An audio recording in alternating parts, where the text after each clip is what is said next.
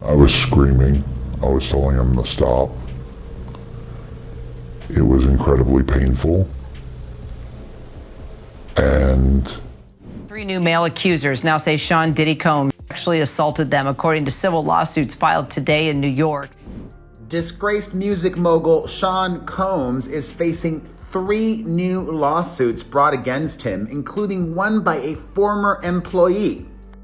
Diddy drugged and assaulted his employees for years, and Hollywood celebrities knew about it and they did nothing. At least that's what one John Doe who worked for Diddy alleged in a new lawsuit against Diddy.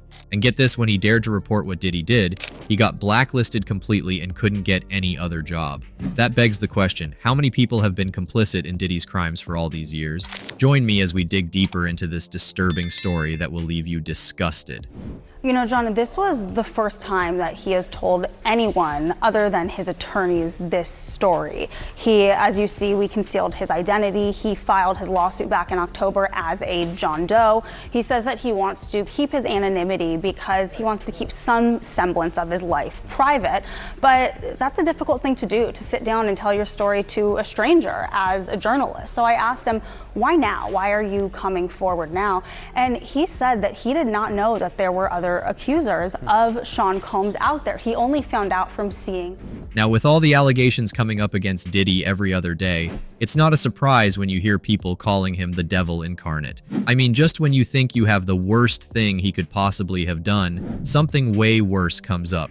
And this time is sadly no different. Now, as a shocking new interview, a John Doe who filed a lawsuit against Diddy decided to speak to CNN, and what he had to say will leave you stunned. The dude recently sat down with CNN to relive his scaring encounter with Diddy and arguably the most traumatic time in his life.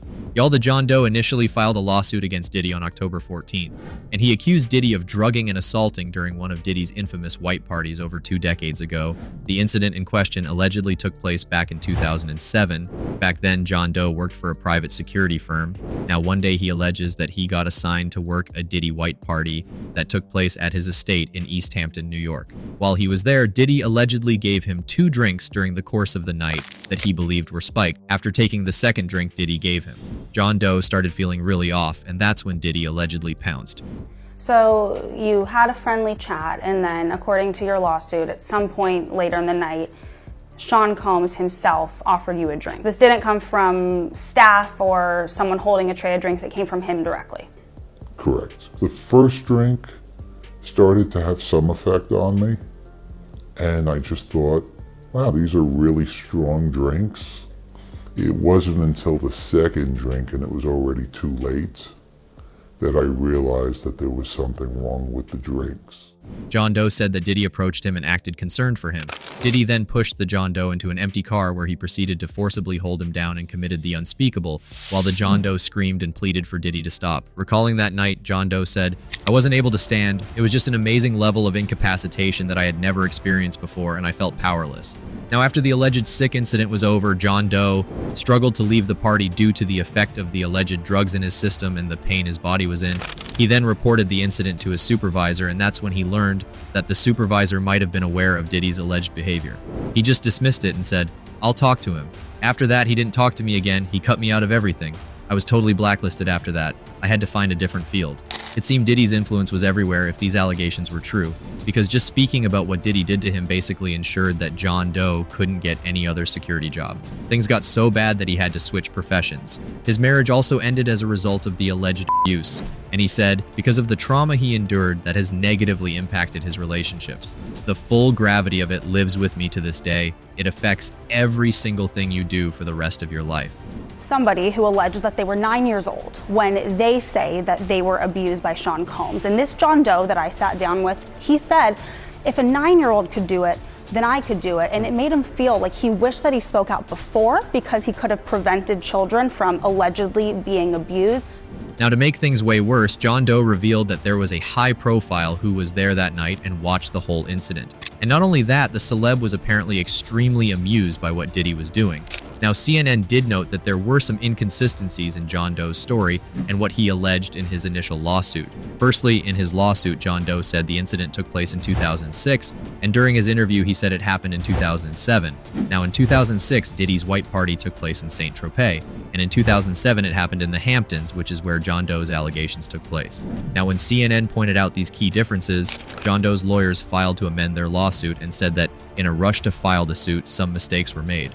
However, this is not the first time Diddy has been accused of drugging and assaulting someone while another celebrity watched. You see, a while back, Diddy and an unnamed male celebrity were accused of assaulting a girl back in 2000 while she was just 13 while another female celebrity watched on. The incident took place in New York after the MTV VMAs. The lawsuit states that on the night in question, the young girl was dropped off by a friend at Radio City Music Hall in New York City, hoping to get into the VMAs. But here's the thing, she didn't have a ticket, and being just 13 years old, she was turned away at the door. Now, most people would have headed home at this point, but this girl decided to try her luck at one of the after parties instead, and this decision would lead her into a situation that no one, let alone a 13-year-old, should ever have to endure. According to the allegations, the girl approached some limo drivers outside, asking for a ride to the VMA after party. That's when she reportedly encountered a driver who claimed to work for Diddy. The driver assured her she'd be able to get into the party because, brace yourselves, she was young and supposedly the type of girl Diddy was into. If that doesn't make your skin crawl, I don't know what will. Y'all, the lawsuit goes on to allege that this driver took the girl to the party, where she was met with an environment that can only be described as horrifying. The party was reportedly filled with drugs, and the girl was allegedly given a reddish-yellow drink that tasted like a mix of orange juice, cranberry juice, and something bitter. After just one drink, she began to feel woozy and lightheaded, which only added to the nightmare that was about to unfold. Desperate to find a place to rest, the girl reportedly stumbled into what she thought was an empty bedroom. But according to the lawsuit, things took a horrifying turn when Diddy entered the room, along with two other celebrities, one male and one female. The suit claims Diddy approached her aggressively, asking if she was ready to party, before allegedly assaulting her together with Jay-Z while the female celebrity watched. Now, what's even more heartbreaking is what happened afterward. The lawsuit states that once the ordeal was over, the girl managed to escape the party and made her way to a nearby gas station. There, a compassionate female clerk noticed her distressed state and allowed her to use the phone. She called her father, admitted she had lied about where she was, and begged him to come pick her up. Now, let's not forget Diddy's alleged history of intimidating his victims by recording his ordeals, according to an officer from Homeland Security who was part of the raid on Diddy's house. The police believe Diddy filmed a lot of incriminating videos of other people at his mansions, in rooms allegedly rigged with cameras, and there are a lot of recognizable names in the tapes. However, the officer declined to name any of them. Now, in a statement from the U.S. Attorney's Office, it said that a lot of the people at Diddy's freak-offs were there against their will. Allegedly, Diddy forced the women to participate and threatened them with violence if they didn't participate in these parties, which would sometimes go on for days. To ensure participation in freak-offs, Combs used violence and intimidation and leveraged his power over victims, power he obtained through obtaining and distributing narcotics to them, exploiting his financial support to them, and threatening to cut off the same, and controlling their careers. Y'all, Diddy went to extreme lengths to get incriminating videos of people at his freak-offs. Back when he threw Meek Mill that infamous birthday party, Diddy said he wanted all the bedrooms to be changed and new ones to be fitted, and they were to be left unopened so they could come in and supervise their installation. All copies of the keys were to be given to Diddy personally, no one else. Now, according to Mr. Haight, the property manager of the mansion where the party took place, there was an issue in getting Diddy his new locks as he had demanded, because the mansion was really old and expensive. But Diddy said money was a non-issue, so Mr. Haight was ordered to spend whatever to replace the locks, and they would cover it. Meek Mill birthday party, man. Vegas, out here for the fight. Meek Mill birthday party, we turning up. I got this Weezy out here. This holy. Dreams worth more than money on the way. Yeah.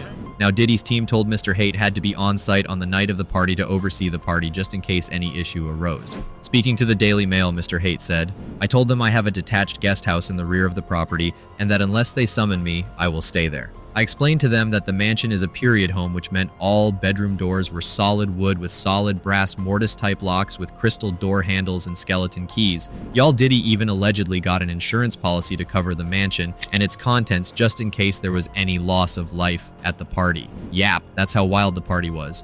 Diddy was so strict about what was in the house that he even brought his own smoke detectors, which he had removed after the party. Talk about sus. I mean, given everything we have heard about Diddy, were those even smoke detectors or something else? Now, after the party, which ended at around 3 a.m., Mr. Haight said that the house was left completely disgusting. There were leftover drugs everywhere. Broken bottles and used condoms were everywhere in the house. The bedrooms in particular were reportedly left in a shocking state. There were used condoms in all of them, and razor blades in the hundreds, according to Mr. Haight. There was lube all over, from the floor to the dresser. Also, the beddings were all stained in blood, and it was basically just disgusting. Anyways, what do y'all think about this whole drama? How many people do you think were aware of Diddy's crimes but chose to stay quiet? Let me know your opinions in the comments below. Till next time. Bye.